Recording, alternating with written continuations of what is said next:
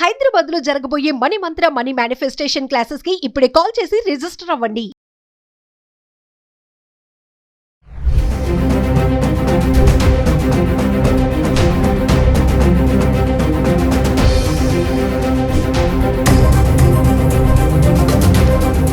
Hello viewers, welcome back to our channel. ప్రస్తుతం మనతో పాటు ఉన్నారు analyst and TEDx speaker, legendary award winner in real estate doctor Nandi Rameshwar Rao గారు. సార్తో మాట్లాడదాం. నమస్తే సార్. నమస్తే అమ్మా. సార్, అమెరికాలో ఇప్పుడు భారీగా ఉద్యోగాల కోత నడుస్తుంది అంటున్నారు. అంటే ట్రంప్ రెండో దఫా పాలనలో అందరి మీద ఫోకస్ పెట్టారు. ముఖ్యంగా చూసుకుంటే గవర్నమెంట్ ఎంప్లాయీస్.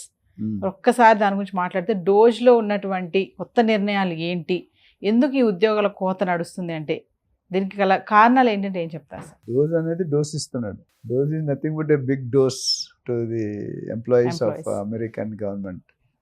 సో డోజ్ అనేది ఇప్పుడు మీరు చూసుకుంటే ట్రంప్ గారు రెండో పాలన రావడానికి కారణం ఎవరు? Elon Musk. అందుకని ఆయనకి ది నెక్స్ట్ హైయెస్ట్ పోస్ట్ ఆయనకి ఇచ్చారు as a adviser of DOGE, అంటే డిపార్ట్మెంట్ ఆఫ్ గవర్నమెంట్ ఎఫిషియన్సీ. ఇది ఏంటంటే గవర్నమెంట్ తాలూకా పనితీరుని పరిశీలన చేసి దాంట్లో మార్పులు చేర్పులు చేయమని చెప్పాడు. దానికోసం ట్రంప్ గారు షెడ్యూల్లో ఎవ్రీడే కొంత టైం ఈయనతో కేటాయించి ఈయనతో మాట్లాడే ప్రయత్నం పెట్టుకున్నారు ఎజెండాలో.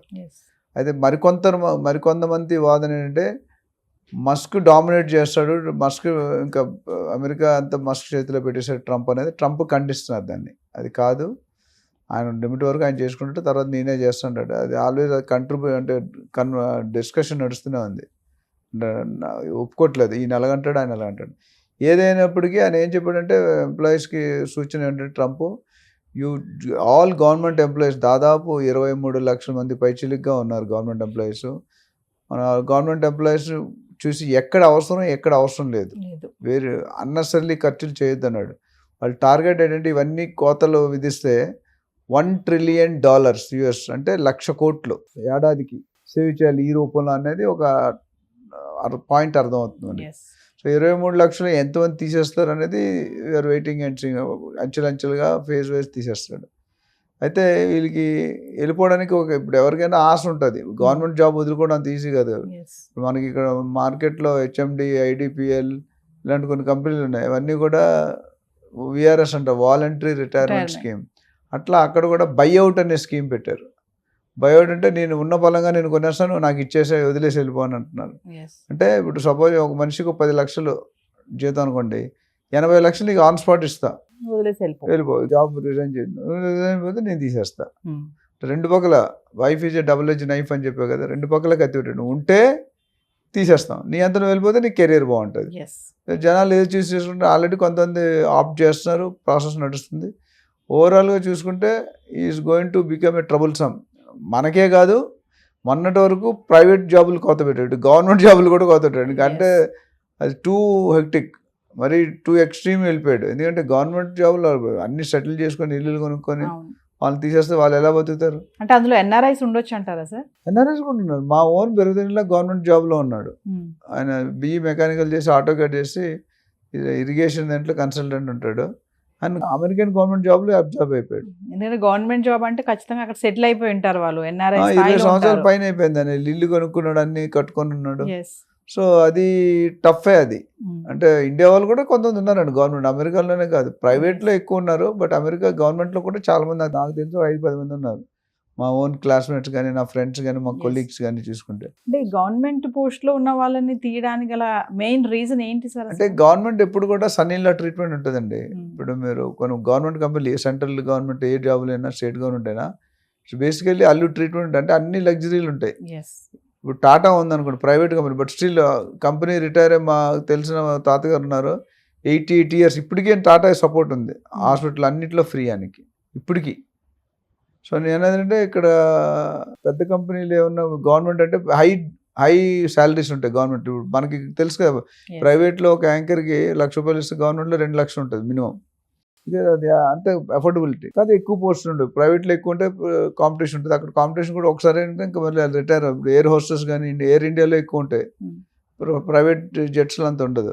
ఇక్కడ కూడా గవర్నమెంట్ జాబ్ అంటే వాళ్ళకి భారం తగ్గాలి. ఏది ఫైనాన్స్ ఇంప్లికేషన్ తగ్గాలి, ఇంపాక్ట్ అనేది ఖర్చులు. అంటే అన్నెసెసరీ ఖర్చులు అన్నెసరీ టూరింగ్లు, అన్నెసరీ ట్రావెలింగ్, పార్టీలు ఇవన్నీ ఉంటాయి కదా. అవన్నీ ఒకసారి పార్టీ అంటే అక్కడ వేల డాలర్లు అవుతుంది, 100-200. మనం పార్టీకి వెళ్తే ₹1,00,000 ఈజీ ఖర్చు ఉంటుంది. అక్కడ రూపాయి అంటే అక్కడ $1,00,000. అలాంటిది $1 trillion సేవ్ చేయాలని ఏమంతా వెళ్తున్నారు ఇయర్కి. సో 1,00,000 crores అంటే ఎంత పెద్ద అమౌంట్ అది. సో ఆ విధంగా ఎలన్ మస్క్ని హెడ్గా చేసి is asking them to follow Elon Musk. Elon Musk ఎలా చెప్తే అలా చేస్తారు, ఎందుకంటే ఆయనకి నాలెడ్జ్ ఉంది, కెపాసిటీ. వరల్డ్ నెంబర్ 1 ఇండస్ట్రియలిస్ట్ ఆయన. టెస్లా కానీ, స్పేస్ ఎక్స్ కానీ ఇవన్నీ చూసుకుంటే ఫ్యూచర్లో చాలా రావాల్సి ఉన్నాయి. సో ట్రంప్ నుంచి ఆయన మీద నెక్స్ట్ రైట్ హ్యాండ్గా పెట్టుకున్నట్టు అనిపిస్తుంది.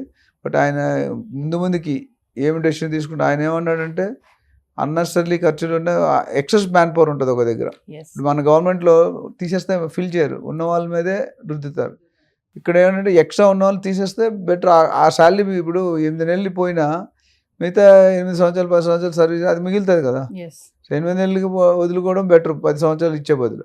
అట్లా అందులో కూడా క్వాలిటీ ఉన్న వాళ్ళని ఇచ్చారు, క్వాలిటీ లేని వాళ్ళు తీసేస్తాడు. ఫస్ట్ ఆప్షన్ ఇచ్చాడు, తర్వాత తీసేస్తాడు.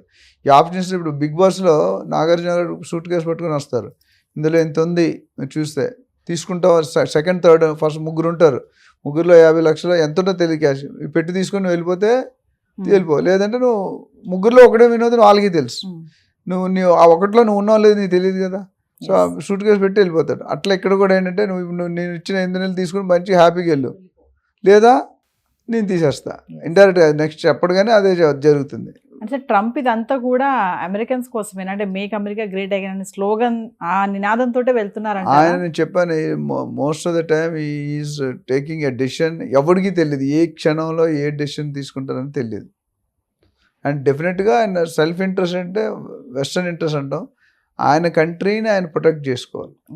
మేక్ అమెరికా గ్రేట్ అనేది ఆయన నినాదం. ఆయన పేరు చిరస్థాయిలో మునుపు ఎప్పుడు కూడా అంటే రొనాల్డ్ రేగన్ కానీ, జార్జ్ బుష్ కానీ, బరాక్ ఒబామా కానీ వీళ్ళందరూ కూడా మించిపోయి నా పేరు ఇంకేంటే తర్వాత ఇంక ఎలక్షన్ చేయలేడు ఆయన.